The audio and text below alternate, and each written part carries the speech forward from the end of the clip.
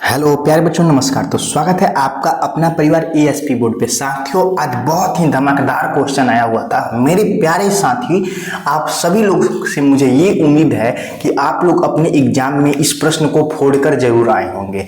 मेरे प्यारे विद्यार्थी, मैं आपको बता दूं कि ये जितने सारे प्रश्न थे ना, मॉडरेट थे, एक भी भारी प्रश्न नहीं था। जितने प्रश्न थे वो हूबहू लड़े हुए हैं और हूबहू मैं आपको इसका आंसर की देने वाला हूं। यदि आप मेरे इस चैनल पर पहली बार विजिट किए तो प्लीज मेरे इस चैनल को सब्सक्राइब कर दे, बेल आइकन प्रेस कर दे, ताकि हर पल का नोटिफिकेशन मेरे प्यारे बाबू, मेरे प्यारे विद्यार्थी जीवन, प्यारे साथियों को मिल सके। तो चलिए बच्चों, बिन देरी करते हुए इस सेशन को स्टार्ट करते हैं। इस सेशन को स्टार्ट करने से पहले आपसे मेरी एक विनती है कि यदि पहली बार मुझे इस चैनल पर विजिट किए हैं तो प्लीज मेरे इस चैनल को सब्सक्राइब कर दे, बेल आइकन प्रेस कर दे, ताकि हर पल का नोटिफिकेशन मेरे प्यारे बाबू, मेरे प्यारे विद्यार्थी जी, मेरे प्यारे साथियों को आसानी से मिलता रहे। चलिए बच्चों, बिन देरी करते हुए हम प्रश्न की ओर देखते हैं। मेरे भाई, मैं आपको बता दूं कि सबसे पहले आपका जो खंड अ होता है और खंड ब होता है। खंड अ में आपका वस्तुनिष्ठ प्रश्न होता है, जो ऑब्जेक्टिव टाइप प्रश्न होते हैं ना, वो आपके खंड अ में होते हैं।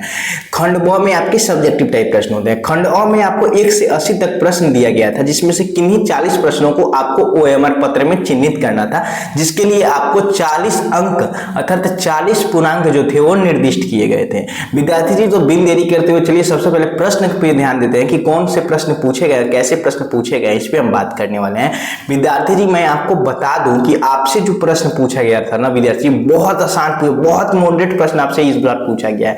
सबसे फर्स्ट प्रश्न पूछा गया है कि भारत के संदर्भ में एक प्रतिनिधि लोकतंत्र कैसे कार्य करता है। तो इसका राइट आंसर होने वाला है, नागरिक अपने प्रतिनिधि चुनते हैं जो उनके लिए निर्णय लेते हैं।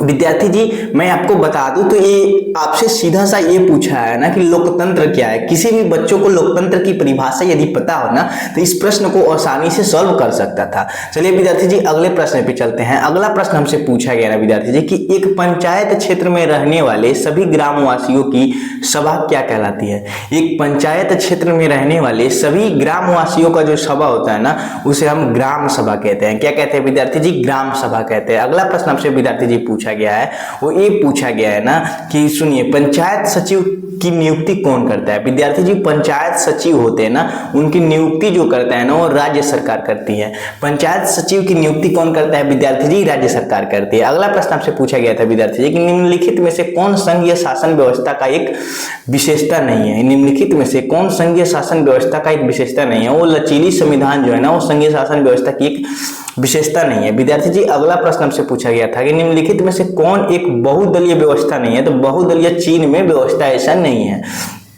अगला प्रश्न पूछा गया है विद्यार्थी जी से कि भारत की केंद्रीय सरकार का गठबंधन का क्या क्या नाम है। इसका राइट नाम है विद्यार्थी जी राष्ट्रीय जनतांत्रिक गठबंधन। अगला प्रश्न आपसे पूछा गया है विद्यार्थी जी, वो ये पूछा गया है ना कि आपसे पूछा गया है कि नेपाल में लोकतंत्र कब अस्थायी रूप से बहाल किया गया। नेपाल में लोकतंत्र कब अस्थायी रूप से बहाल किया गया ना, तो इसका राइट आंसर होने वाला है 2006 में। ठीक है विद्यार्थी जी, अगला प्रश्न आपसे पूछा गया है कि लोकतंत्र की सबसे बुनियादी परिणाम क्या है। तो लोकतंत्र की जो सबसे बुनियादी परिणाम थी ना, वो आपके जवाबदेह सरकार की थी। ठीक है विद्यार्थी जी, अगला प्रश्न आपसे पूछा गया है कि निम्न में से कौन आर्थिक गतिविधि नहीं है। आर्थिक गतिविधि जो है ना, वो आपकी गरीबी नहीं है। आपकी कृषि आर्थिक गतिविधि के अंतर्गत आता है, संचार आता है जिससे रुपए पैसे आते हैं, और परिवहन भी आपके आर्थिक गतिविधि के अंतर्गत आते हैं। विद्यार्थी जी, अगला प्रश्न आपसे पूछा गया है ना कि भारतीय संविधान के किस अनुसूची में 22 अनुसूचित भाषाओं के जो आपके भाषाओं का स्थान दिया गया था। उसका राइट आंसर होने वाला था विद्यार्थी जी ऑप्शन नंबर बी 8वीं अनुसूची। अगला प्रश्न आपसे पूछा गया कि निम्नलिखित में से किन 2 केंद्र शासित प्रदेशों का विलय कर दिया गया। विद्यार्थी जी, किन 2 केंद्र शासित प्रदेश का विलय कर दिया। तो इसका राइट आंसर होने वाला option number C Dadra Nagar Haveli और दमन और दीव।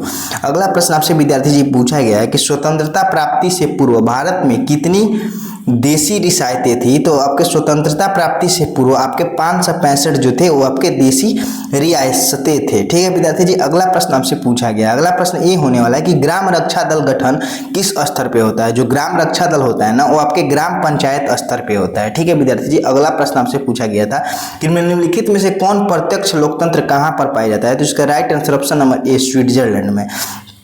विद्यार्थी जी अगला प्रश्न आपसे पूछा गया है कि निर्वाचन में राजनीतिक दलों के लिए आचार संहिता का निर्माण कौन करता है? इसका राइट आंसर होना निर्वाचन आयोग करता है। अगला प्रश्न आपसे पूछा गया है विद्यार्थी जी कि डालमा वन्य जीव अभ्यारण्य कहाँ स्थित है? डालमा जो वन्य जीव अभ्यारण्य है ना वो आपके झारखंड में स्थित है।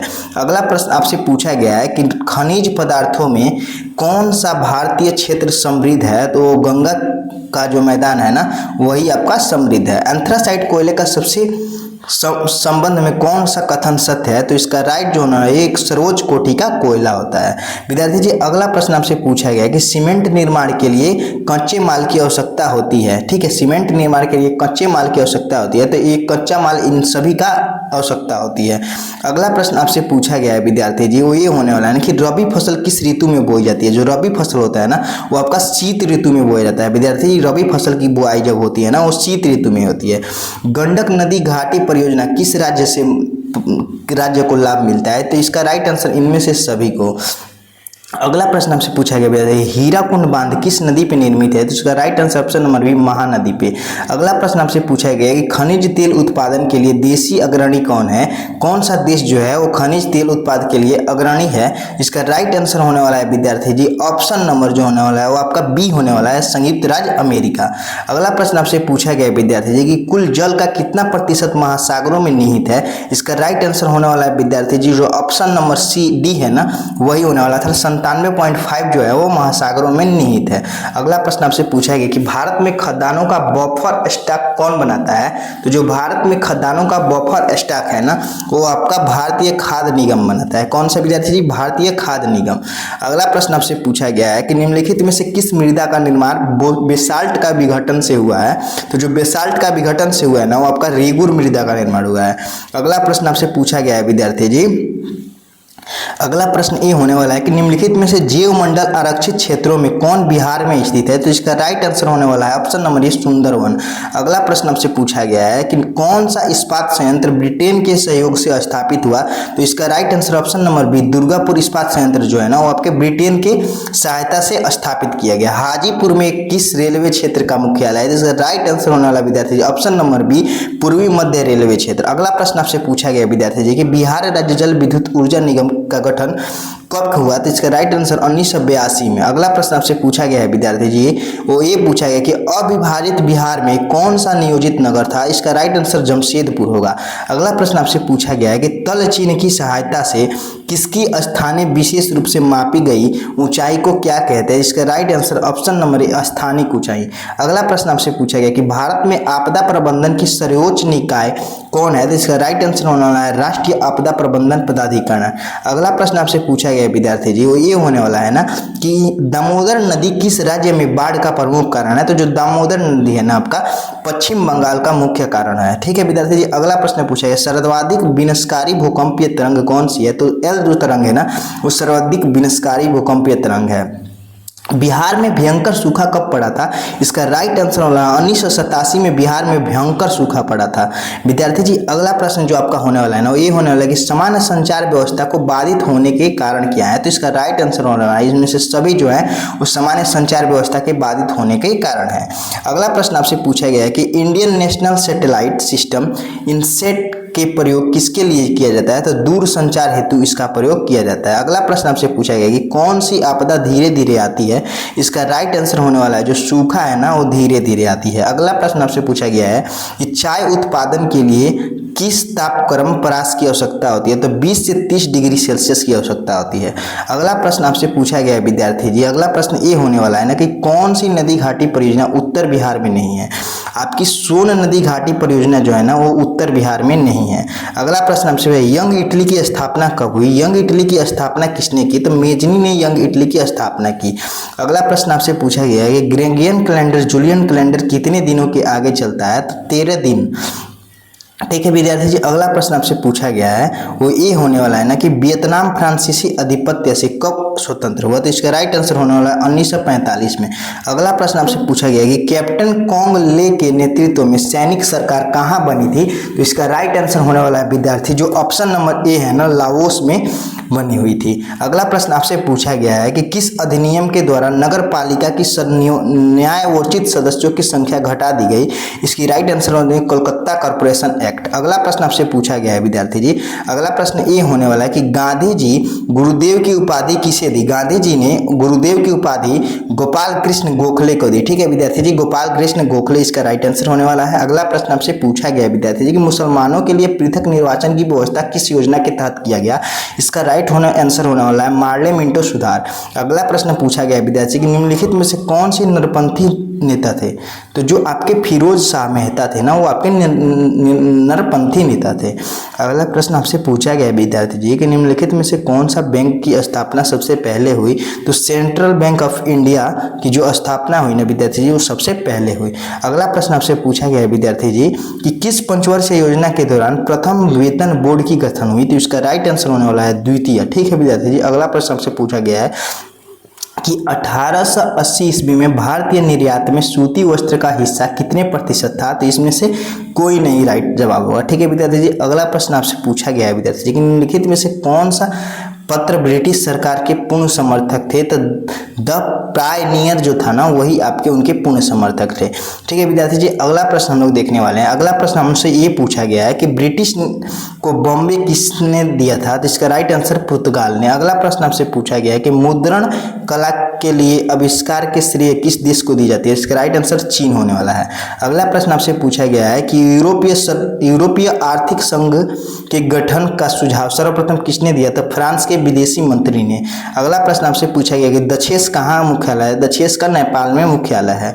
चलिए विद्यार्थी जी, अगला प्रश्न हम लोग देखने वाले हैं। अगला प्रश्न हम लोग का ये होने वाला है ना कि निम्न में से कौन चंद्रगुप्त मौर्य के दरबार में आए थे? तो जो मेगास्थनीज थे ना, वो चंद्रगुप्त मौर्य के दरबार में आए हुए थे। गांधी इरविन एक्ट को किस नाम से जाना जाता है? तो इसको दिल्ली समझौता के नाम से जाना जाता है। अगला प्रश्न आपसे पूछा गया कि अब्दुल गफ्फार खान किस संगठन की स्थापना की थी? खुदाई खिदमतगार की स्थापना की थी। अगला प्रश्न आपसे पूछा गया है विद्यार्थी जी, अगला प्रश्न ये होने वाला है कि साइमन कमीशन में कितने सदस्य थे? देखिए कितना मॉडरेट प्रश्न पूछा है विद्यार्थी जी, जो 7 थे ना, वो साइमन कमीशन के सदस्य थे। अगला प्रश्न आपसे पूछा गया है कि अखिल भारतीय खिलाफत आंदोलन के अध्यक्ष कौन थे? तो महात्मा गांधी इसके अध्यक्ष थे।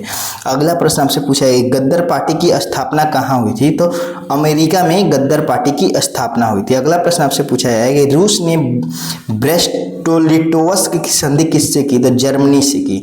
ठीक है विद्यार्थी जी, चलिए अगले प्रश्न पे हम लोग चलते हैं। अगला प्रश्न हमसे ये पूछा है कि रक्त और लौह की नीति को अवलंबन किसने किया? तो बिस्मार्क ने किया।